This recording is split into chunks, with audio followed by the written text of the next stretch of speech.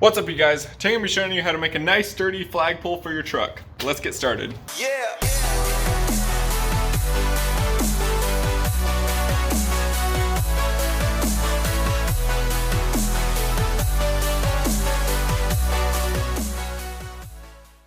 Alright, so this is everything that I'll be using to build the flagpole. I just got two 5-gallon buckets. One of them is for mixing concrete, and then the other one will be where we're going to set the flagpole. I got an 80-pound bag of high-strength concrete mix. I got a 6-foot chain link fence post. That will be the flagpole.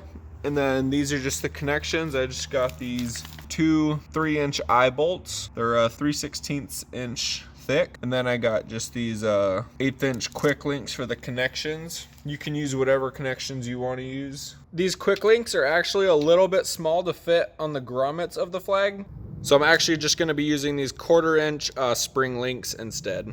And then I think I have some loose zip ties laying around that I might add on after, just to keep it keep the grommets from falling off and just keep them tight to the flag. But all the material right here costed me about 30 or 35 bucks at Home Depot. And then for the tools that I'll be using, I got some drill bits here just to drill my hole for the eye hooks to go through. I got a drill, I got a level. You don't need a level, you can just kind of eyeball it and it'll turn out just fine. I got a tape measure just to make my marks. I got a crescent wrench just to hold the nuts on the other end of my eye bolt. I got a hammer, and that I might just use to just bend the eye bolts a little bit, just so that they don't loosen up or fall out just from getting pulled on and such. And then I just got a stick, and that is just for mixing concrete. You could get by with just one bucket, but I think it's going to be a lot easier to mix sections at a time and then just pour them into my actual concrete bucket, because trying to mix a full bag of concrete in a bucket by hand is pretty hard. If you have a mixer, that'll work out just fine, but I don't have a mixer, so I'll be mixing it by hand. In order to do this flagpole setup, you are going to need either these top or these bottom hooks or holes at the back of your bed. You could do it at the front of your bed if you want to. I like to do mine at the back, but you are going to need something on either side just to strap the flagpole so that it will stay in the middle. So you could either do the concrete part first, or you could do the attachment part first. I'm just going to go ahead and get these attachments out of the way.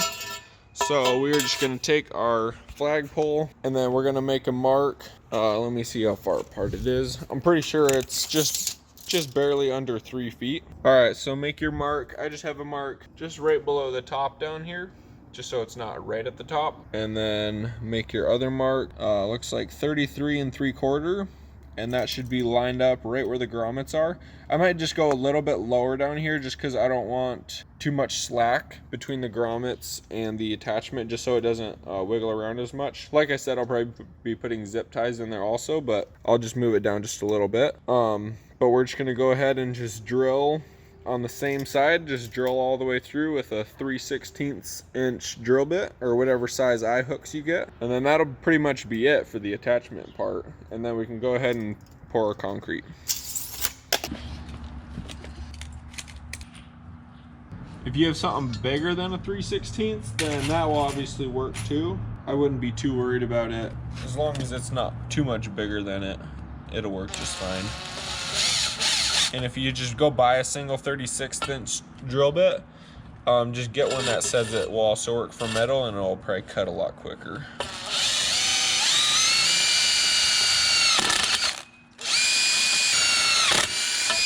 There we go, there's one.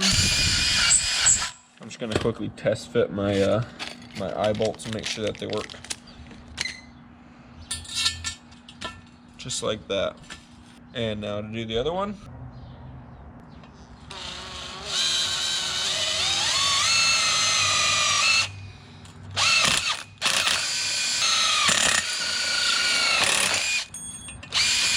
Alright, there we go. Now we're going to go ahead and screw in our eye bolts.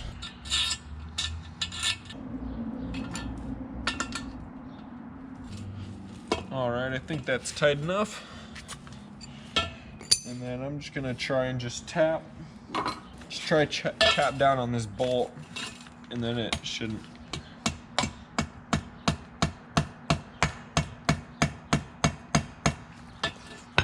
just like that. You don't want to snap it off, but if it's on there like that, then it will never wiggle off on you. And let's just go ahead and throw this other one in.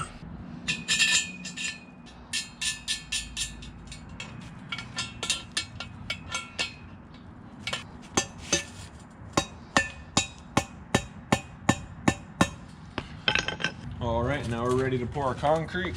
I'm not a professional at mixing concrete, but I can show you kind of what a good consistency is to where it will work. And let's just get to mixing.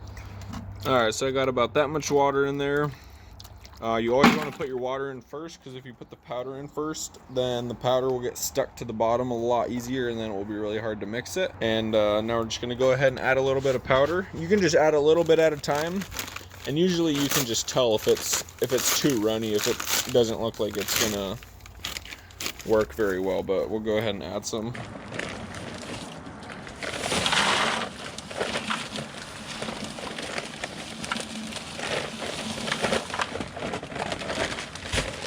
All right, so I added quite a bit in there. Let's go ahead and mix it up.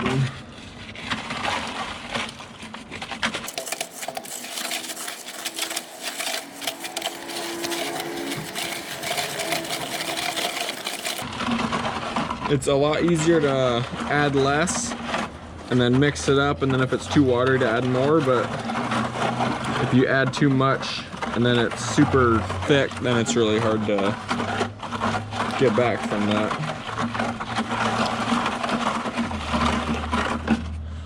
If you're hand mixing anyways.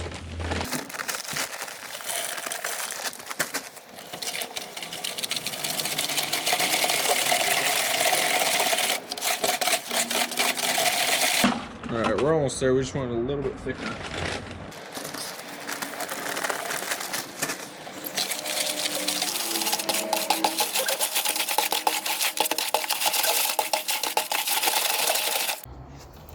Alright, so that right there is a pretty good consistency. It can maybe be a little bit wetter, but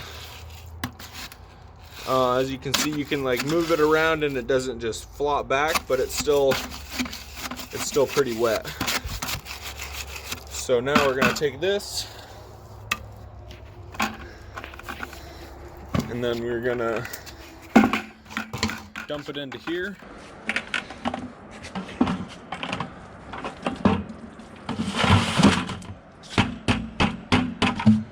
There we go, that came out nice. Alright, so maybe the next one will mix up a little bit wetter, or a little bit more moist. But we pretty much just need to do this like 3 times, and then we'll be all the way up to here, and we just got to stick our flagpole in and let it set, and then we'll be pretty much done. So I'm gonna go ahead and mix up maybe 2 more batches, and then we'll see how it looks. Alright, so there we go. Now we got it all poured. I think that was like 3, and then I did a little bit extra, but I think on the second one I didn't do quite as much. So now we're just gonna take our flagpole. I'm just gonna get it all the way to the bottom. Alright, and then what you want to do is just pack everything down as hard as you can, so then it will then there won't be as much air gaps or anything down below. So you just want to pack it in there as best you can, and then see, and then right there you can see if you put it up against a door, if the person who set the door actually set it properly, then you should just be able to kind of use just something like that. There you can see it's kind of an even gap all the way down. If we stand directly behind it, looks pretty straight. Chop it up against that door side. We just got to come this way just a touch. But I mean, it don't have to be perfect. It's not gonna, as long as it's not clearly visible, I don't think anybody's gonna be out leveling your flagpole. But I think that looks pretty straight, so I'm just gonna add a little bit of tape. Just I'll just wrap it around this and then pull it this way and then that way and that way and that way, and just try to get it taped into place so that the wind doesn't blow it to the side or nothing. And then after that's set, we can just go ahead and attach our flag, and we'll be good to go. All right, I got it all taped up. I just got tape wrapped around it and then pulled pretty much each direction. Flagpole is fairly straight enough for me. And now we're all ready to just let it dry. Then we'll come back when it's dry, and then we can go ahead, put our flag on it, throw it in the bed, and we'll be good to go. And that, my friends, is one beefy flagpole. No bending or nothing going on there.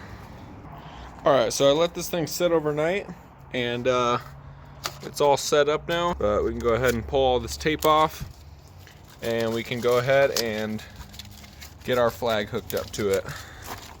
And the flag that I'll be using is a Tough Tax flag. It's made for high wind and daily usage, so I think this is your best choice if you're going to be flying it on the highway or flying it every day. This one is just about 30 bucks at Walmart, so I think it's worth it to buy one that's a little bit better quality, and then it'll last you a lot longer. But I used to have one that was just either the daily usage or the seasonal usage, and I flew it for like 2 days and it started ripping and the grommets were falling out and the stripes are coming apart. So I just went ahead and bought the heavy duty one. And this one's actually rated for like commercial use, high winds, daily use. So I think this is probably the best way to go, but you can get whatever flag you want, and we're gonna go ahead and throw this thing on there. All right, so we just got our two spring links right here.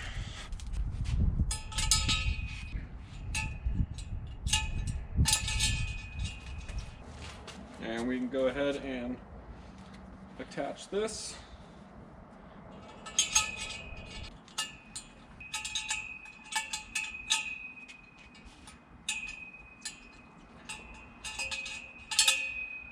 And then, like I said, I'm just gonna throw a zip tie on the top and bottom, and that will just keep it from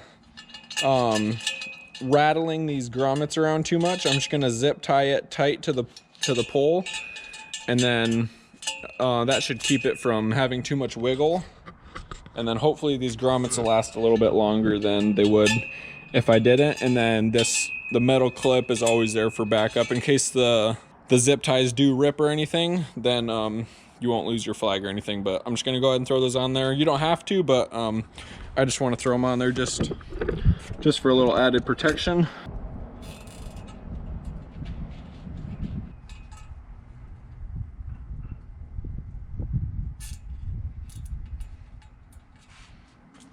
All right, now I'm just gonna roll this thing over to the bed, and we're gonna put it in the back and strap it down.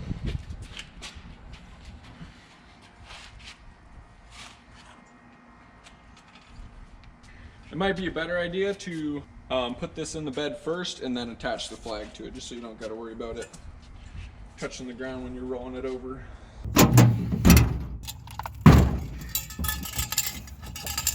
All right, so I just put mine right in the middle. And then to secure it, I'll just go ahead and I'll take a ratchet strap, and then I'll hook it on this one right here, and then I'll hook it right under the lip on this bucket, and then up to this side over here. And then usually I'll put one on the two bottom holes also, just to give it some extra support. So normally that should be enough to hold it there. You know, I don't know how much your flag is gonna pull on it, but it really shouldn't go anywhere. But I like to also just put another strap just from that hook along the bottom to this other side. And then you really don't have to worry about it falling out. But once you get that strapped on, then you can just go ahead and hook up your flag to it, and we'll see how it looks on the road. Yeah.